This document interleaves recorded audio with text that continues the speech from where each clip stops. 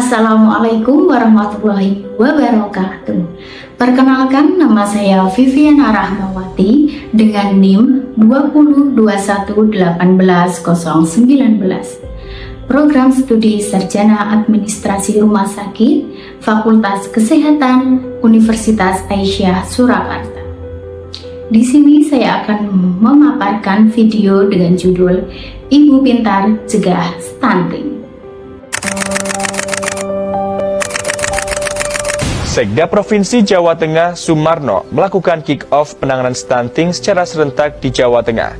Ia menilai keluarga menjadi hal penting dalam menghadapi masalah stunting. Angka stunting serta angka kematian ibu dan bayi di Jember terus dilakukan oleh berbagai pihak. Presiden Joko Widodo menargetkan tahun depan angka prevalensi stunting atau gangguan pertumbuhan dan perkembangan anak bisa turun hingga 14%. What is stunting? Apa sih itu stunting? Kebanyakan ibu masih belum bisa membedakan antara stunting dengan stunted. Stunted dengan stunting itu beda ya, Mam. Stunted adalah kondisi perawakan pendek yang artinya panjang atau tinggi badan menurut umur berdasarkan usia dan jenis kelamin berada di bawah -2 pada kurva WHO. Sedangkan stunting adalah gagal tumbuh yang disebabkan oleh kekurangan gizi kronis selama 1000 hari pertama kehidupan. Yang disertai dengan tinggi badan pendek, stunted itu tadi pada seusianya. Yang disertai gejala seperti gangguan perkembangan otak dan risiko penyakit tidak menular. 1000 hari pertama kehidupan atau HPK adalah periode dimulai hamil, yaitu 9 bulan atau 270 hari sampai dengan anak usia 2 tahun, yaitu 24 bulan atau 730 hari berdasarkan literatur. Setelah anak usia 2 tahun tidak teridentifikasi stunting, apakah sudah terbilang aman? Belum ya, Mam.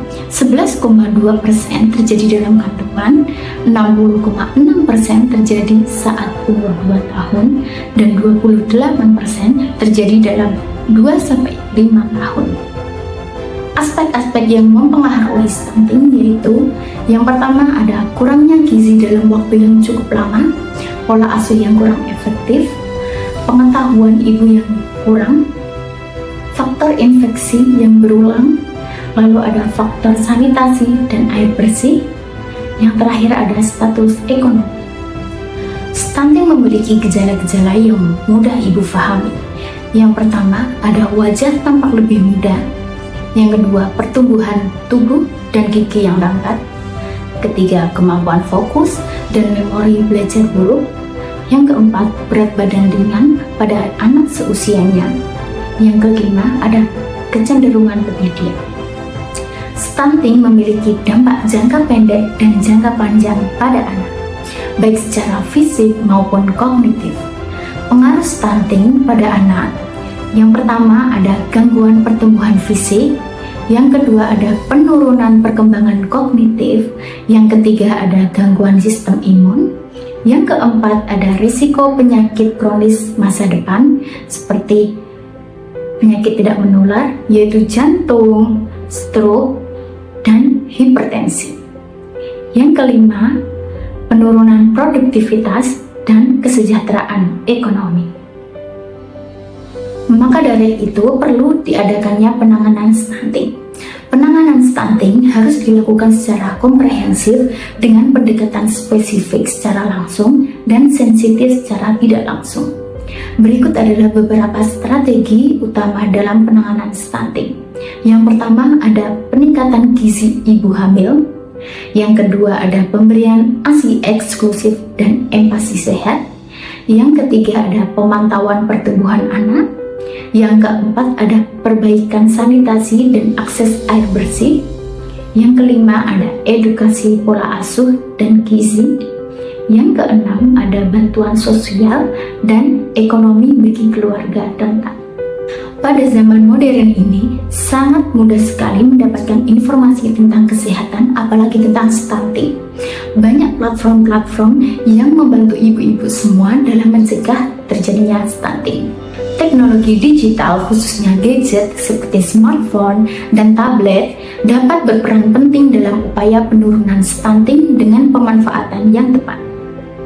Gadget dapat menjadi alat edukasi, monitoring, dan komunikasi dalam peningkatan kesadaran serta intervensi gizi bagi ibu hamil dan anak. Ibu pintar juga harus wajib memilih dan memilah informasi mana yang baik dan mana informasi yang buruk. Media sosial berperan dalam pencegahan dan penanganan stunting.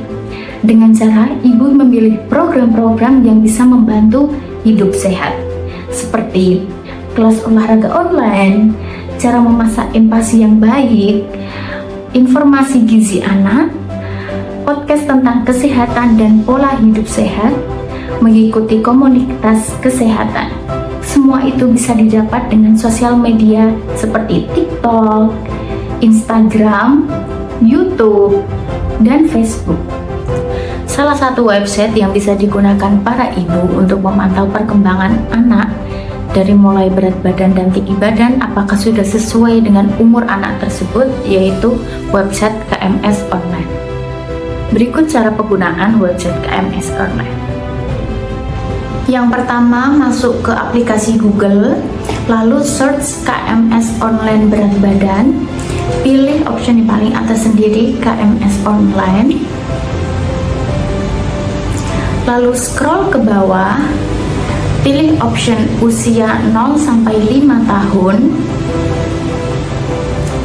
lalu masukkan nama. Di sini saya random aja ya, masukkan nama Mimin misalnya, dengan jenis kelamin perempuan, lalu masukkan tanggal, bulan, dan tahun lahir anak,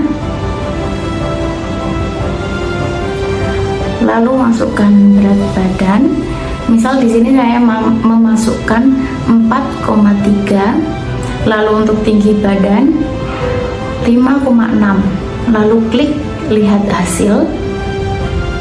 Di sini akan tertera apakah berat badan anak itu kurang atau kelebihan. Di sini ternyata seusia anak 15 bulan itu dengan berat badan 4,3 itu sangat kurang dan tinggi badannya itu juga sangat pendek. Normalnya sudah dituliskan di situ, normalnya berat badan normalnya berapa, tinggi badan normalnya berapa. Dan di sini akan ditampilkan skala kurva anak tersebut tuh masih sangat di bawah standar yang seharusnya di usianya. Tinggi badannya juga sangat kurang. Lalu ada kebutuhan gizi yang ditampilkan yang memenuhi syarat itu seperti apa. Lalu ada tahap perkembangan di usia anak 15 bulan itu. Perkembangannya seperti apa sih? Di situ sudah ditampilkan semuanya. Lalu ada stimulasi anak dan ada tips sehat. Sekian informasi dari saya. Mohon maaf bila ada salah-salah kata. Semoga video ini bisa bermanfaat bagi ibu-ibu semua. Sampai jumpa di lain waktu. Wassalamualaikum warahmatullahi wabarakatuh.